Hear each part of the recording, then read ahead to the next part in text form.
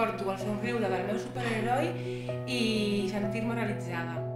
La idea de fer alguna cosa per un noi com el Mateo no ha sigut un treball més per aprovar, perquè sabia que podia fer més feliç a una persona. A mi aquest projecte m'ha portat alegria i il·lusió.